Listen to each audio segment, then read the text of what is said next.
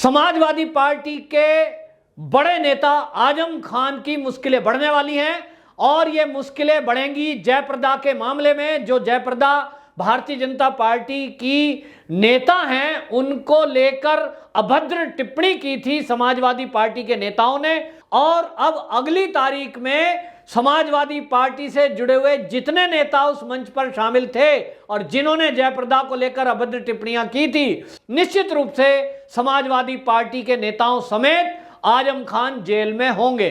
दूसरा मामला है ये फर्जी प्रमाण पत्र वाला। इन्होंने उस समय घपला घोटाला करके 2017 में ये सब घपला घोटाला किया और फर्जी सर्टिफिकेट के बेस पर ये अभी तक बचते रहे। इसके बाद कोर्ट में वो चार्जशीट दाखिल की गई। अब चार्जशीट पर जो चार्जशीट थी सप्लीमेंट्री, उस पर सुनवाई पूरी हो गई है, जिसमें निश्चित रूप से इनका जेल जाना तय है। ये एक उदाहरण सेट होगा कि उत्तर प्रदेश में अगर बड़े बड़े पदों पर रहने वाले जेल में हो सकते हैं, वो केवल एक मुखिया के चेंज होने से। अगर आज योगी आदित्यनाथ की जगह कोई और मुख्यमंत्री होता, बीजेपी में भी अगर कमजोर मुख्यमंत्री होता, तो शायद यह कदम ना उठ पाता। नमस्कार, मैं हूं पवन त्यागी। समाजवादी पार्टी के बड़े नेता आजम खान की मुश्किलें बढ़ने वाली हैं और ये मुश्किलें बढ़ेंगी जयप्रदा के मामले में। जो जयप्रदा भारतीय जनता पार्टी की नेता हैं, उनको लेकर अभद्र टिप्पणी की थी समाजवादी पार्टी के नेताओं ने। आपको बताएं, मामला है 2019 का। 2019 में जयप्रदा के विरुद्ध आजम खान रामपुर से लड़े थे, उनकी जीत हो गई थी, लेकिन जीत के जश्न में एक सभा में जयप्रदा को लेकर सार्वजनिक रूप से अभद्र टिप्पणी की गई थी, जिसको लेकर जयप्रदा की तरफ से आपत्ति दर्ज कराई गई, एफआईआर दर्ज कराई गई। उस ऑडियो के बिना पर वहां पुलिस ने कार्रवाई करने के लिए एफआईआर दर्ज की, लेकिन अब डिस्चार्ज करने के लिए इनकी तरफ से एप्लीकेशन कोर्ट में लगाई गई और इन्होंने कहा कि यह कोई मामला नहीं है, इसकी सुनवाई ना की जाए। न्यायपालिका ने इसको नहीं माना और इनके ऊपर ये सुनवाई पूरी हो गई है। इनकी चार्जशीट जो थी डिस्चार्ज वाली, एप्लीकेशन जो इन्होंने लगाई थी डिस्चार्ज के लिए, वो डिस्चार्ज वाली एप्लीकेशन को खारिज कर दिया है और अब अगली तारीख में समाजवादी पार्टी से जुड़े हुए जितने नेता उस मंच पर शामिल थे और जिन्होंने जयप्रदा को लेकर अभद्र टिप्पणियां की थी, जिसमें वो आपको बताएं पूर्व चेयरमैन थे, कुछ विधायक थे और ये जो आजम खान है ये भी थे, इनका भी नाम उस चार्जशीट में दाखिल है। अब इस पर फैसला जब सुनाया जाएगा, निश्चित रूप से समाजवादी पार्टी के नेताओं समेत आजम खान जेल में होंगे। दूसरा मामला है ये फर्जी प्रमाण पत्र वाला, और ये फर्जी प्रमाण पत्र वाले मामला ये है कि जो आजम खान है, इनका बेटा, ये इन्होंने चुनाव के रण में उतारा, लेकिन उसकी उम्र 25 साल नहीं थी, क्योंकि आपको बताएं चुनाव लड़ने के लिए मिनिमम 25 साल की उम्र चाहिए। इनके बेटे की उम्र 25 साल नहीं थी, लेकिन इन्होंने एक फर्जी प्रमाण पत्र बनवाया जिसमें उम्र 25 से ऊपर दिखाई और उसके आधार पर चुनाव लड़ा।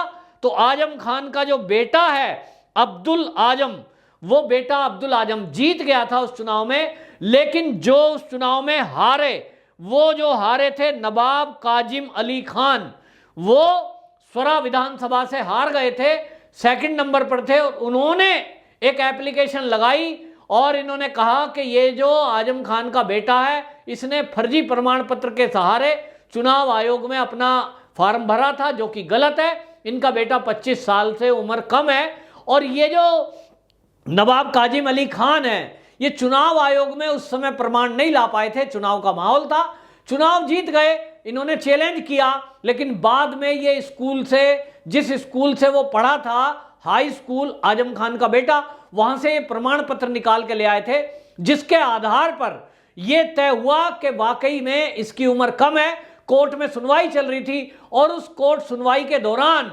आजम खान ने अपने बेटे को बचाने के लिए एक और फर्जी सर्टिफिकेट लगाया, जिसके जरिए ये प्रूव कर दिया कि ये जो नवाब काजिम अली खान है, इनके द्वारा लाया गया सर्टिफिकेट झूठा है और असली वाला ये है। यानी एक बड़ा घपला, क्योंकि सरकार से मिलकर के बड़े लोगों में, पैसे वाले लोग हैं साहब, इन्होंने उस समय घपला घोटाला करके 2017 में ये सब घपला घोटाला किया और फर्जी सर्टिफिकेट के बेस पर ये अभी तक बचते रहे।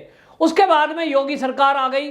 अब योगी सरकार के आने के बाद जो पुलिसकर्मी इनको बचाने में लगे हुए थे, उनको दोबारा से आदेश हुए और जांच की गई। जब गहनता से जांच हुई, ये पाया गया कि नवाब काजिम अली खान जो आरोप लगा रहे हैं, ये आजम खान, इसकी पत्नी और बेटे पर, इसमें ये फर्जीवाड़ा हुआ है और इस फर्जीवाड़े में ये परिवार शामिल है। इसके बाद कोर्ट में वो चार्जशीट दाखिल की गई। अब चार्जशीट पर, जो चार्जशीट थी सप्लीमेंट्री, उस पर सुनवाई पूरी हो गई है। अगली तारीख उसकी लगी है 16 अगस्त। 16 अगस्त को, यानी अब उसमें फैसला सुनाया जाना है। और इस फैसले में आजम खान, उनकी पत्नी डॉक्टर तजीन फातिमा और बेटा अब्दुल्ला आजम, इन तीनों के खिलाफ ये अब फैसला सुनाया जाना है, जिसमें निश्चित रूप से इनका जेल जाना तय है। यानी आपको बताएं, एक तरफ कई सारे नेता, जिसमें कि पूर्व विधायक, पूर्व चेयरमैन नगर पालिका के, पूर्व सांसद, वो समाजवादी पार्टी का पूरा एक समूह जो मंच पर था और जिन्होंने जयप्रदा को लेकर उसका ताने की बात बोली थी, अभद्र टिप्पणी करी थी, उसको लेकर अब ये जेल जाएंगे। और निश्चित रूप से आजम खान, उनकी पत्नी और उनका बेटा भी अब 420 में जेल जाएगा, क्योंकि उन्होंने चुनाव आयोग में जो हलफनामा दिया, जो जानकारी दी, वो फर्जी थी। एक केस तो ये बनता है और एक अब है कि जो आपने 2 सर्टिफिकेट दिए वो फर्जीवाड़ा था, गलत थे, गलत तरीके से आपने फर्जी डॉक्यूमेंट बनाकर कोर्ट में झूठ बोला। क्योंकि मामला कोर्ट में चला था तो कोर्ट का कंडेम्ड भी बनता है और फर्जीवाड़े के तहत अब ये तीनों को जेल होगी। निश्चित रूप से आजम खान के साथ साथ समाजवादी पार्टी के लीडरों के खिलाफ ये सख्त कार्रवाई होने जा रही है। अब इस बात से एक और बात समझने की जरूरत है कि देखिए, अगर इस समय योगी जी की सरकार ना होती तो क्या आप आइडिया लगा सकते हैं कि आजम खान को जेल होती? निश्चित रूप से नहीं होती। कोई भी दस्तावेज आप जिस तरह से देख रहे हैं कि हाई स्कूल के असली सर्टिफिकेट को नकली सिद्ध कर दिया गया, वहां जो प्रशासन है, स्कूल के जो लोग हैं, वो कितने दबाव में काम करते थे, आप इस बात से आइडिया लगा सकते हैं कि कोर्ट में केस चल रहा है, कोर्ट की अवमानना में जेल भी हो सकती है, उसके बावजूद स्कूल के प्रशासन ने फर्जी सर्टिफिकेट दिया या फर्जी को असली बताया, ये कहिए। इस तरह से समाजवादी पार्टी के शासनकाल में शासन हुआ है, पुलिस का दुरुपयोग हुआ है। हमने देखा मजाक का पात्र बने थे, आजम खान की भैंस खो गई तो भैंस को ढूंढने में पुलिस लगा दी गई। इस तरह के काम पुलिस से लिए जाते थे। फर्जी पोस्ट पाने के लिए और चुनाव में किस तरह से दुरुपयोग फोर्स का किया जाता था, यह सब समाजवादी पार्टियों के शासन में होता था। आज की डेट में आप देखिए, ये समाजवादी फिर से चुनाव रण में आने वाले हैं। ये बेटियों की बात करते हैं, जिसके बारे में जो मुलायम सिंह है, उन्होंने तो बलात्कार पर यह कह दिया था कि बच्चों से गलतियां हो जाती हैं, क्योंकि बलात्कारी मुस्लिम परिवार से था, इसलिए उन्होंने तुष्ट करने के लिए उसको केस को रफा दफा करने की बात कर दी। पुलिस के अधिकारियों के सामने जब आप कहोगे कि ये तो छोटी मोटी गलती है, बच्चों से गलतियां हो जाती हैं, तो पुलिस की क्या मजाल कि मुलायम सिंह के बयान के विरुद्ध वो कहीं एफआईआर दर्ज करे और दोषी को जेल में डाले। इसी तरह अखिलेश यादव बोलते हैं मुसलमान की बेटियां ही हमारी असली बेटियां हैं, यानी हिंदू की बेटी उनकी बेटी नहीं है। उनको कोई छेड़खानी करे, बलात्कार करे, कुछ भी करे, इनको जू नहीं रेंगती। कैसा कार्यकाल इन लोगों का रहा कि एक सांसद रही है जयप्रदा, और अगर वो पार्टी बदलकर बीजेपी में आ जाती है, और वो भी इसलिए कि वहां नारी का सम्मान उनको नहीं दिखा, तो अगर वो पार्टी बदल गई तो आप उनकी इतनी बेइज्जती करोगे कि सरेआम एक उम्र दराज वो महिला है जिसने जिंदगी बिताई, बॉलीवुड में अच्छी फिल्में दी, आज वो समाजवादी की पार्टी में शामिल थी, तब तो आपके लिए बढ़िया थी, लेकिन बाद में आप उसको इतनी बेइज्जती कर रहे हो क्योंकि वो बीजेपी में आ गई कि आप उनका, मैं नाम भी नहीं ले सकता किस तरह का भाषण समाजवादी पार्टी के लोगों ने दिया था, शर्मनाक भाषण, एक महिला का अपमान सरेआम। और ये एक संदेश था समाजवादियों की तरफ से कि देखो बीजेपी की सांसद कैंडिडेट का हम अपमान कर सकते हैं, तो बाकी कार्यकर्ताओं का क्या हासिल कर सकते हैं। इनको घमंड था कि हमारी सरकार है, हमारी ही सरकार रहेगी। ये पुलिस में जो भर्ती अधिकारी हैं, इनमें ज्यादातर तो हमारे ही भर्ती करे हुए हैं, ये हमारे विरुद्ध क्या कार्रवाई करेंगे, इनको अहंकार था। लेकिन आज समाजवादी पार्टियों का ये जो नेता हैं, चाहे वो अखिलेश यादव हो, चाहे वो आजम खान हो, चाहे वो इनके बेटे और परिवार हो, चाहे वो ये अंसारी बंधु हो, इन सब का अहंकार टूट चूर हो चुका है। अब पता लग चुका है कि पुलिस तो वही है, लेकिन शासक अगर बदल जाए, शासक अगर परिवर्तन हो जाए और वो ईमानदार हो, उसकी इच्छा शक्ति अच्छी हो, तो देखो किस तरह से नारियों का सम्मान भी होता है आज उत्तर प्रदेश में, किस तरह से अपराधी जेल के अंदर जा रहे हैं, और चाहे वो कितने ही बड़े क्यों ना हो।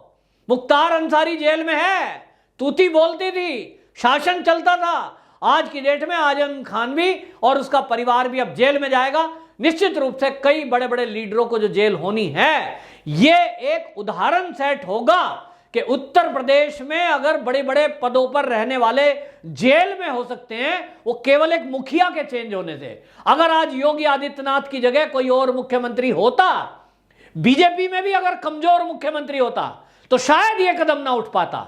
मुझे इस कहने में दो राय नहीं है कि बीजेपी में भी दो तरह के लीडर हैं। एक सख्त प्रशासक है जैसे कि योगी जी, पूरे भारत नहीं दुनिया में उनका जय जयकार हो रहा है, क्योंकि वो तुरंत निर्णय लेते हैं, खुद ईमानदार हैं, खुद परिश्रमी हैं, और इसीलिए वो पुलिस को और प्रशासन के अधिकारियों को सख्ती से कह सकते हैं कि कार्रवाई करो, ईमानदार रहो। ईमानदार नहीं रहोगे, कार्रवाई करेंगे। और ईमानदार वही कार्रवाई कर सकता है, मैं बताऊं, जो खुद में अनुशासित है और ईमानदार है। और योगी जी में ये दोनों गुण हैं। इसके कारण पुलिस वही समाजवादियों के टाइम की बेशक भर्ती है, लेकिन आज पुलिसकर्मी ठीक से ड्यूटी दे रहे हैं और बड़े बड़े अपराधियों को जेल में डाल रहे हैं। अब नेताओं का नंबर भी आ गया है, तो इसका मतलब यह है कि मुलायम सिंह यादव के खासम खास रहे और अखिलेश यादव के तो अंकल जी रहे, अगर जेल में जा सकते हैं तो किसी का भी नंबर जेल जाने में आ सकता है यदि उसने कोई अपराध किया है।